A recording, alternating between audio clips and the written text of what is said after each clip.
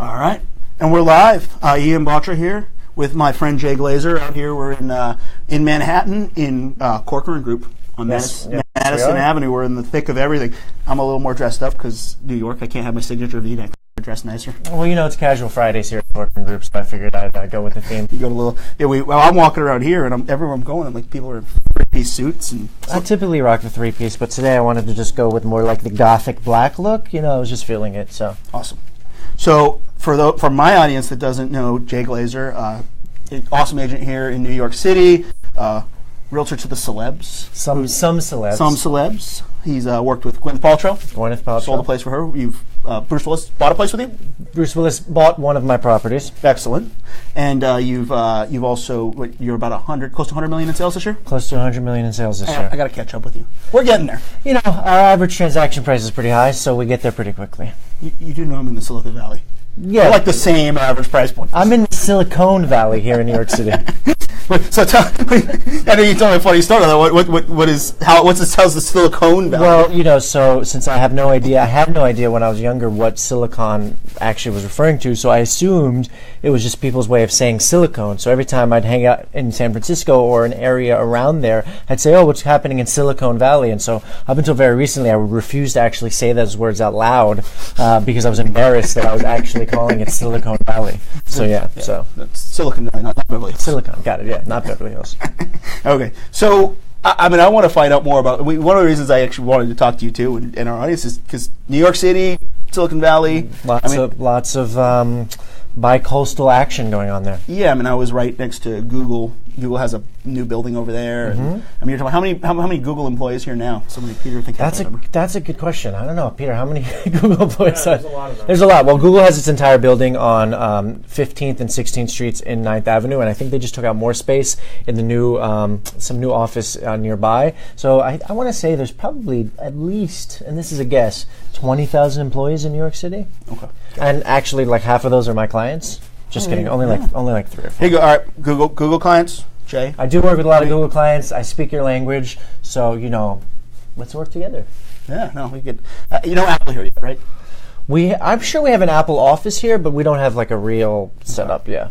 So tell me a little. What's going on in New York City? What's the market like? Is it crazy? Is it slowing down a little? Right. So what's happening in New York City? It really depends on what segment of the market you're referring to. So New York City is what I would categorize as like 200 micro markets, right? So if we're talking, say, the Upper East Side, which we're in right now, the luxury market in the Upper East Side, most of the by things I mean apartments that are west of, say, Lexington are luxury price points, and the luxury market is slowed. The reality is I met with a seller who has a 6,000 square foot apartment yesterday, and that seller, I looked them in the eyes and said, listen, the market is a slowing market.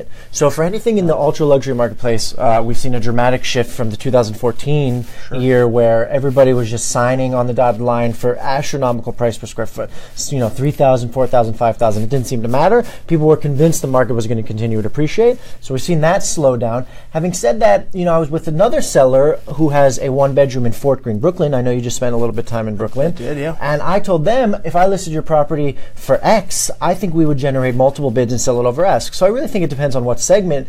The reality is places like Brooklyn for the majority of the area there is still doing really, really well. Okay. And there's still pockets of Manhattan, but generally speaking, we've definitely seen a shift from the highs of 2017 or 2015 and 2014. And if for anybody who's on my Facebook Live, that's all they hear me talking about all the time is the shift in the market. So our market, conversely, is crazy right now. We've actually gone up probably. I'm jealous. But it's interesting. So segmented. So I would actually throw out the number 3 million, under 3 million, and it is depending on subsection, right? So we have sections of our market where if it's 1.2 million and it's worth 1.2 million, multiple offers. Crazy, right? You start getting above 3 million, especially in like Los Gatos, Saratoga, Moisreno. Things slow down. The buyers are pickier. They're still buying, but it's you're like what might have sold easily, right? A year, 1 to 2 years ago. We're kind of we're watching it, and we have to do extra things. The house is really dialed in. to achieve the best prices. And it's just, and some things that you think would sell are actually looking to start a little slower. Yeah, I mean, I would say the life cycle of a sale has definitely become more protracted. Things are taking longer to sell, even really well-priced properties. To me, the sign of a true market shift is when you have something that you know is priced well. So what is priced well? To me, pricing into the shift, right? So if you price something below where the most recent comp suggested you should price, then it means you're acknowledging the market is declining. And even if then you're not getting traction, to me that's the sign of a real market shift. And so I think that's what I'm experiencing with a lot of my business in New York City. And you're right, it's a grind on the luxury price point to really get something home. I mean, we are incentivizing people in ways we never thought of. We had a Brokers Open last week, and we got Shake Shack, which I know you recently tested. I had my first Shake Shack experience, and that's how we're incentivizing people to come to our open houses now. So we're trying to be creative and really trying to generate a marketplace for some of our properties. So, shifting gears a little, because I know this is something we've worked with a lot of celebrities now in Silicon Valley. A few. In Silicon Valley, celebrity to us, and it's like is Mark Zuckerberg. CEOs. I mean, literally, it's like I've been holding an open house, and Elon Musk's walked in before, stuff like that. We have so people know our local celebrities, but it's not like working with that. It's a different thing. Right, they're not actors. They're not actors. Tell me, what's it like working with celebrities? Or how's the difference? The reality is the celebrity client is not all that different than the other client. I think you pay a little bit more attention to what you're going to be doing with your marketing or with your, communicating with other agents. You just pay a little bit more attention to the sensitivity there, right, to protect, the privacy. Because at the end of the day, in New York City, and I'm sure where you are, everybody's super private about. Everybody's super private about, their information. But they're not necessarily public, they just think they're public. Celebrities are public figures whether they want to be or not. So ultimately, when you work with a celebrity, you just really appreciate and trust their privacy and respect their privacy. And you just give them, your utmost attention. But at the end of the day, we give our utmost attention to all of our clients. Exactly. So that's really the only big difference. Awesome. It's fun. It's always fun to sell celebrity property, but, I try to treat my celebrity clients just like every other client, which is, just give them ultimate professionalism. Yeah. And that's kind of our goal on our team and with Jose, and I've worked with, our team making it big that it doesn't matter if somebody's buying a $500,000 condo or selling a $5 million house. We want to treat them the same. Yeah. They should all get a 5-star experience. They should all. Yeah, I mean, you're just paying a little bit more attention to the fact that there might be somebody in the media or paparazzi world who's just paying attention. Therefore, you have to choose your words very carefully. Yeah, and people trying to find out private or sensitive information or whatever they can get, and you got to keep that from it. That's awesome. Yeah, no, that's really cool. So, I mean, tell me a little, right now, what is the hottest spot in New York City? Where do people want to be? What the hottest spot? Is there a hot spot? And he says, no. There's a hot spot. Is there a hot spot? I mean, it really depends on who the buyer is. So, for example, if you're looking for a value-driven property, meaning something that's some combination of size and affordability, I would say there's pockets of, say, the Upper East Side where we are now, on the East Side, the Upper East Side, that are still trading very well. If you price tightly, you're going to generate potentially multiple bids. Having said that, there's also segments of the luxury townhouse market in Brooklyn. A friend of ours, actually, a Tom Ferry friend of ours, listed a home recently, and he told me that he put it on the market a little bit below market because it needed a gut renovation. He had 16 offers. Or if he's watching this, I apologize, I might have gotten that number a little low. He might have even had 18 offers. Wow. So for me, it really just depends on who the buyer is. Ultimately, I don't think it's necessarily where is hot, but what is hot, and what is hot is where people see value. Right? As long as someone sees value in the property, it's still moving. So that could be in pretty much any segment of the market. Okay. Do you have a prediction? Where do you see? I mean, one of the reasons that it's an important conversation I think between us is our markets we're leading markets. Right. I think Silicon Valley, Manhattan. What happens here?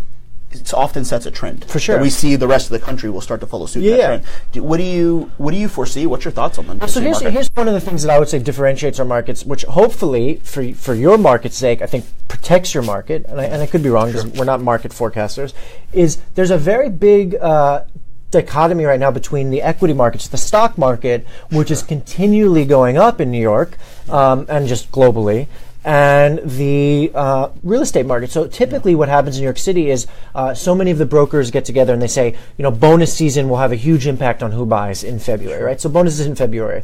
I myself have a couple clients that are very much dependent upon their bonuses in order to identify what their purchase price is. Having said that, we have a stock market that's on fire and a housing market that's not. So for me to make a prediction, I would say, listen, if I see the stock market slowing down, then the obvious prediction is to say the real estate economy has to slow down as well. Sure. But right now we have things going like that. And so therefore my prediction is based off of just a continuation of what I'm seeing, which is eventually the stock market has to taper off, which will probably then ensure that the real estate market continues to remain sort of on a steady decline, probably for my guess would be for the next 1 to 3 years. Having said that, I don't think we're heading towards recession. I don't remember the exact statistic of what's recession, 18% or something like that, like an 18% decline equates to recession. I don't think that's where we're heading, but I think for New York City, we're at stable pricing. We're not in aspirational market pricing, but at the end of the day, if someone is still making a decent return on a home they bought 5 years ago, that's still a healthy market as far as I'm concerned. Now, New York City buyers, what are you seeing? A lot of cash? Are most people getting financing?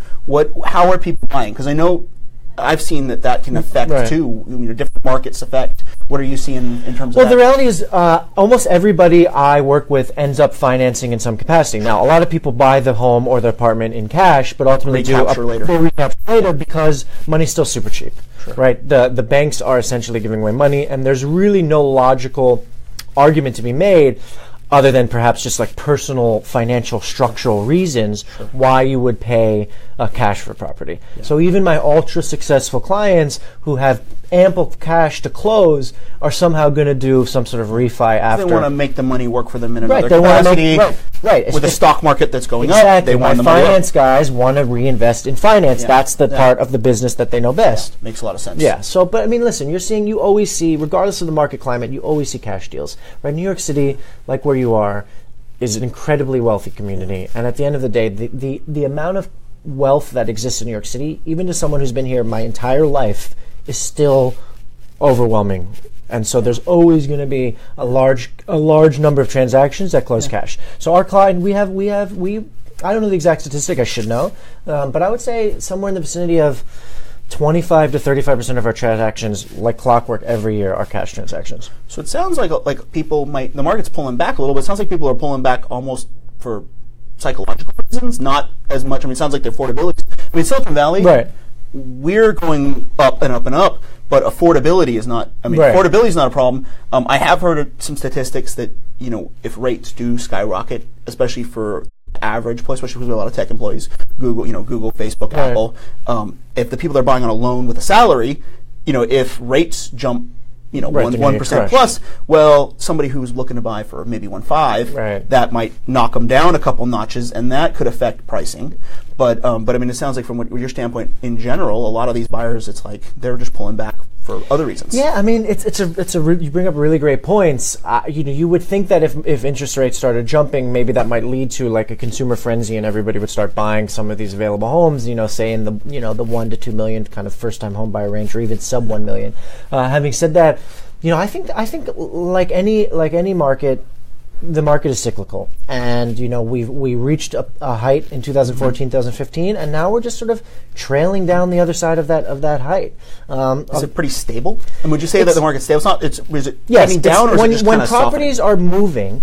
I saw a luxury property go into contract yesterday in Tribeca that was actually, I wouldn't call it a flip, but somebody bought it less than a year ago and have now made a profit on that home because it's a unique property. Sure. So at the end of the day, as they always say in our ecosystem, if it's not compelling, it's not selling. Sure. So compelling is value and price and something that's incredibly special in the market. So the reality is when those two things dry up, when people see value and then don't pull the trigger, or when people see something special and don't buy it, then I'm going to be scared shitless.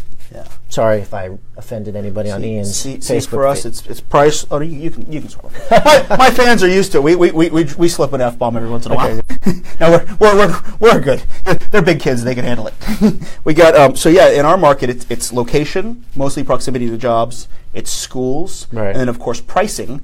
But it's funny. We'll find like everything sells. I mean, I told the story of the house that got 12 offers that smelled like dog pee a week or two ago, and yet, but of course, if a house is really awesome and really compelling, then it just then it moves. Well, we wrote on one. I had a client. We got him in contract on a house this week, but we wrote on a house for them, and they got 35 offers.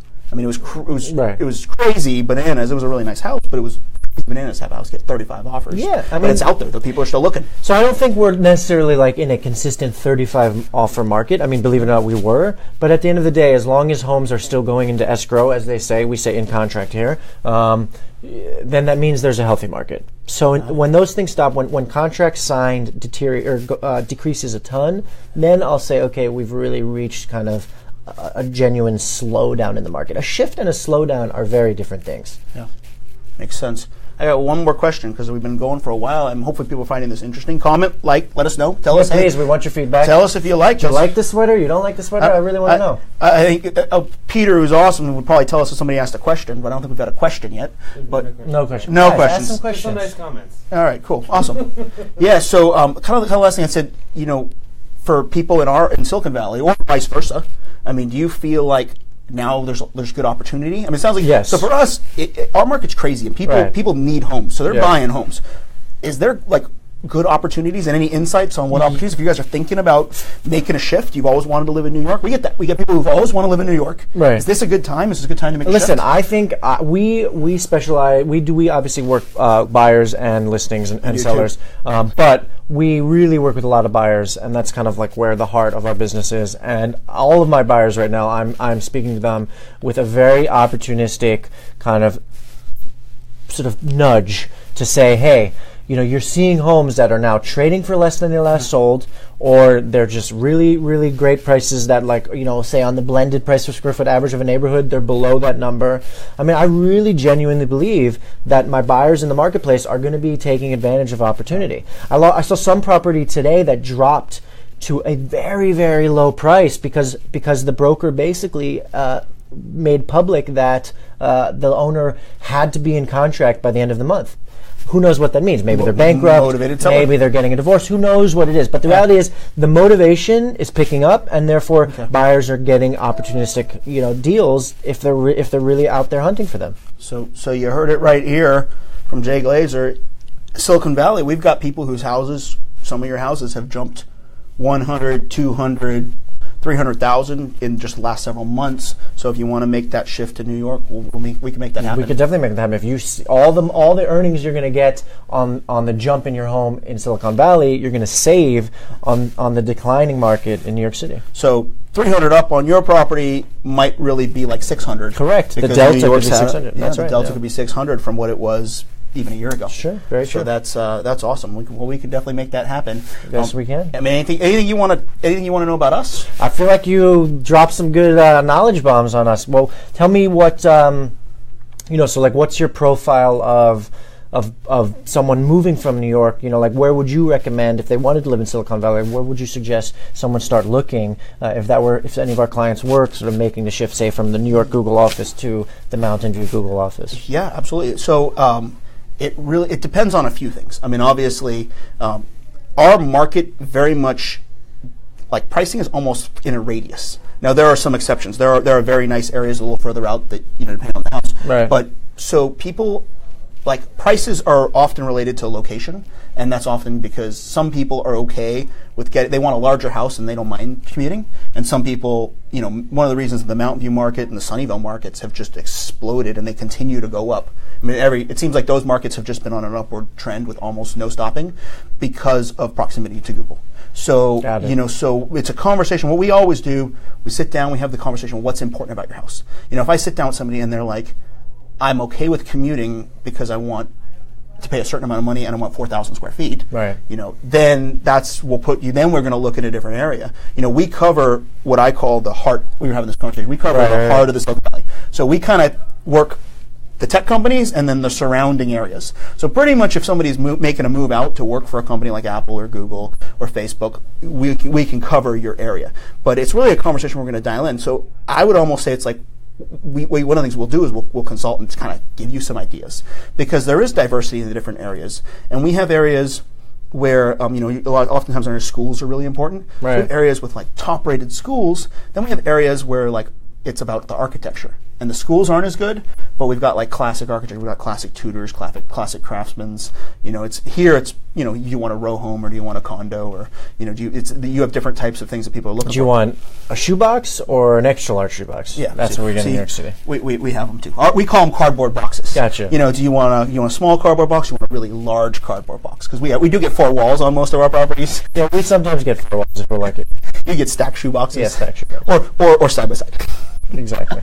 Well, awesome. This has been cool. It's a great conversation. Yeah, absolutely. Appreciate it. Thank you. All right. And thank you guys for tuning in. Thanks, guys, for tuning in. We'll see you next week on our updates. So chime in. All right.